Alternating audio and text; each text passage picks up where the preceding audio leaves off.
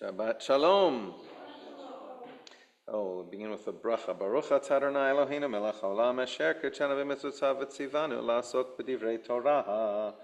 Blessed are you, Adonai, our God, ruler of the universe, who makes us holy with mitzvot and commands us to engage in words of Torah. Oh, first of all, we have to acknowledge that we have entered into the month of Elul. Elul is the month that directly precedes Rosh Hashanah, and it began Tuesday and Wednesday.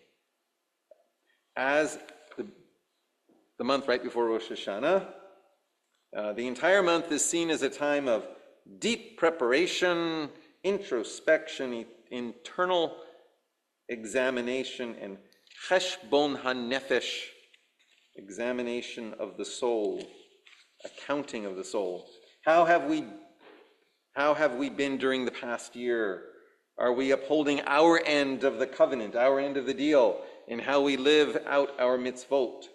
Mitzvot bein adam lemakom, that is commandments between ourselves and God, and also mitzvot bein adam lechavaro, commandments between ourselves and our fellow human beings. Each year in Elul, it strikes me in such an appropriate way how much the weekly Torah portions we are reading near the end of the Torah echo the themes of Elul. In the Torah, throughout all of Deuteronomy, Moses is retelling the events of coming out of Egypt and of receiving the Torah and admonishing the people to maintain a life of mitzvot going forward into the future once the people is in the land.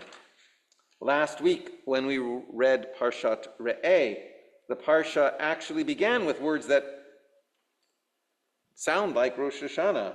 Re'eh anochi noten lifnechem hayom bracha uklala. See, I place before you today blessing and curse. The blessing of performing the mitzvot and the curse of not performing the mitzvot.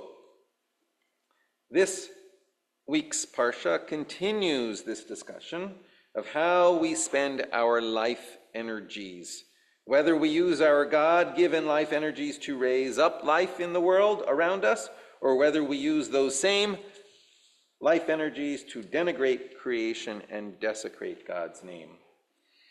Quite often, the focus of that discussion in this week's Parsha is on societal integrity, wholeness, and justice.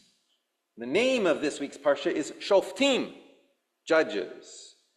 It begins, Shoftim v'shotrim titen lecha b'chol sha'arecha, asher Adonai Elohecha noten lecha, lishvatecha v'shaftu et ha'am mishpat tzedek. Judges and officers shall you provide for your tribes within all your gates that Adonai your God is providing you. And they shall judge the people with righteous justice. This is an admonition to the people that we will have righteous judges, and an admonition to the judges that they shall judge righteously and with integrity. And the Hebrew just rings so much better than the translation. Lo tata mishpat, lo tachir panim, velo tikach shochad, ki hashochad ya'aver einei chochamim, ve'isalef divrei tzadikim. You shall not judge unfairly. You shall not show partiality. You shall not accept bribes, for bribes blind the eyes of the discerning and upset the plea of the just. Tzedek, tzedek tirdof leman tihya. Justice, justice you shall pursue in order that you may live. In addition to an admonition for righteous judges that exhibit impartiality and act with integrity, the teachings of this Parsha insist that the king which Israel appoints over themselves shall act with righteousness and integrity. And I want you to hear the translation. If after you have entered the land that the Lord your God has assigned to you and taken possession of it and settled in it, if you decide, I shall set a king over me, as do all the nations about me. You shall be free to set a king over yourself, one chosen by Adonai your God. Be sure to set as king over yourself one of your own people. You must not set a foreigner over you, one who is not your kinsman. Moreover, he shall not keep many horses or send people back to Egypt to add to his horses. Since Adonai has warned you, you must not go back that way again. And he shall not have many wives, lest his heart go astray, nor shall he amass silver and gold to excess. When he is seated on his royal throne, he shall have a copy of this Torah written for him on a scroll by the Levitical priests. Let it remain with him, and let him read in it all his life, so that he may learn to revere Adonai his God, to observe faithfully every word of this Torah as well as these laws. Thus he will not act haughtily toward his fellows or deviate from the mitzvah to the right or to the left, to the end that he and his descendants may reign long in the midst of Israel. So the king shall not acquire many horses. That's military power, by the way. Or many wives. That's also foreign alliances. Or excessive gold and silver. That's wealth. In other words, the king shall not become obsessed with self-service and conflicts of interest. Instead, the king shall honor the Torah and submit to it. Literally, the king is not above the law. We also read that the people should respect the authority of law and order, and the power structure that exercises that law and enforces that order should respect the people. So we have in Deuteronomy 17 an important passage informing the basis of all of Jewish law, binding the people together with the Jewish communal structure of any generation. It reads, if a case is too baffling for you to decide, be it a controversy over homicide, civil law, or assault, matters of dispute in your courts, you shall promptly repair to the place that the Lord your God will have chosen and appear before the Levitical priests or the magistrate in charge at that time and present your problem. When they have announced to you the verdict in the case, you shall carry out the verdict that is announced to you from that place that the Lord shall choose, observing scrupulously all their instructions to you. You shall act in accordance with the instructions given you and the ruling handed down to you. You must not deviate from the verdict that they announce to you, either to the right or to the left. At the same time, at the very end, near the end of the Parsha, we read about how the fate of any single individual, even an unknown individual, is of ultimate concern to the structures of power. There's this passage, if in the land that the Lord your God is assigning you to possess, if in the land someone slain is found lying in the open, and the identity of the slayer is not known. This is literally a John or Jane Doe. Someone found murdered.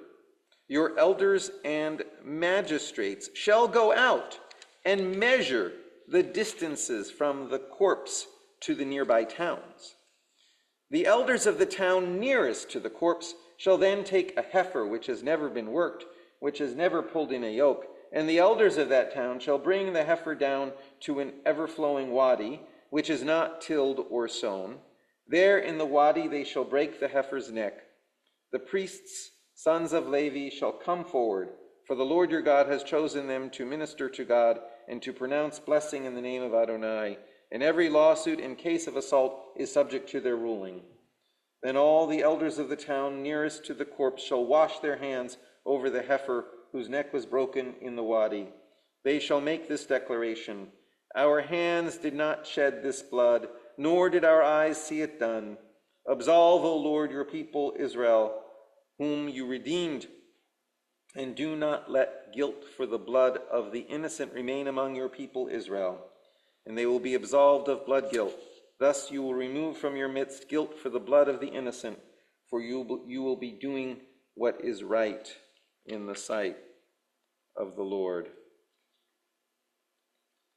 I think of this every time we have yet another senseless murder and another senseless murder and all of the gun violence. Our society has simply normalized this type of murder. Here, the teaching is that murder, even of an unknown person out of the jurisdiction of a town, is an extraordinary event. While in America, we've averaged 1.5 mass shootings each day in 2024. As we enter into Elul, it becomes important for us to see how much the societies we are connected with are in need of some of the teachings touched upon by this week's Parsha. In the United States and in Israel and elsewhere as well, there is a growing crisis of trust regarding the integrity of officials and commitment to the law and justice.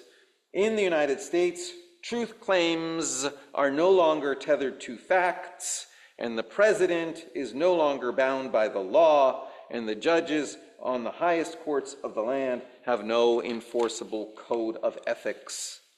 In Israel, the country is at war led by a government with such large conflicts of interest that half of the country doubts the government's motivations or honesty.